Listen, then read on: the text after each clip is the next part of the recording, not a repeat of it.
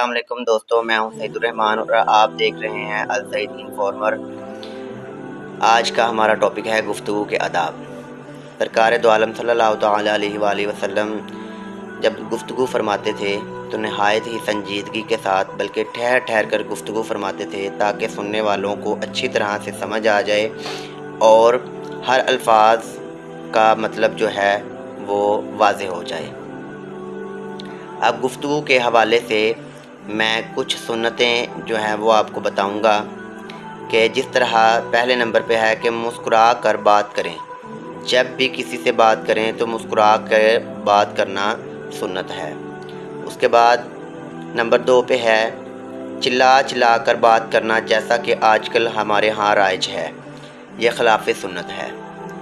تیسرے نمبر پر یہ ہے کہ گفتگو کرتے وقت چھوٹوں کے ساتھ شفقت برا اور بڑوں کے ساتھ ادب والا لہجہ رکھے۔ نمبر 4 پر ہے کہ جب تک دوسرا بات کر رہا ہو تب تک اطمینان سے سنیں اور اس کی بات کاٹ کر اپنی بات شروع نہ کریں۔ نمبر 5 پہ ہے بلا ضرورت زیادہ باتیں نہ کریں اور نہ ہی دوران گفتگو زیادہ کہکہے لگائیں، اور جب تک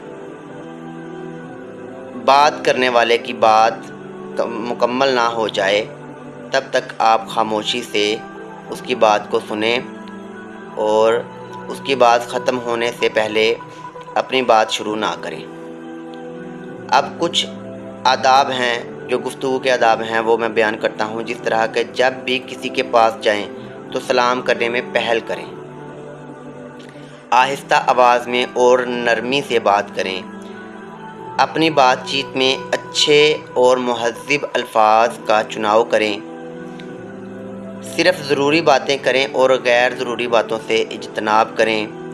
دوسروں کی بات غور سے سنیں، اگر آپ کوئی بات کہنا چاہتے ہیں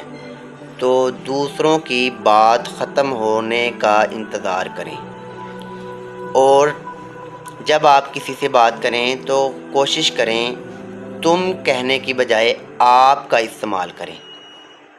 جیسا کہ آپ کو پتہ ہے کہ تم اور آپ کا مطلب تو ایک ہی ہے، لیکن آپ کہنے میں ذرا الفاظ میں خوبصورتی آ جاتی ہے، گفتگو میں خوبصورتی آ جاتی ہے۔ ایک محفل میں بات ہو رہی تھی اسی موضوع پر، تو ایک بزرگ نے فرمایا کہ اگر آپ چاہتے ہیں کہ اگر کوئی آپ کو آپ کہہ کے مخاطب کرے تو آپ کو چاہیے کہ آپ اس بندے کو آپ کہہ کے مخاطب کریں، اور جو ہمارے بچے ہیں اگر ان کو بھی آپ کہنے کی عادت ڈالنی ہے تو آپ کو چاہیے کہ آپ ان سے بھی آپ کہہ کے مخاطب ہوں، تاکہ وہ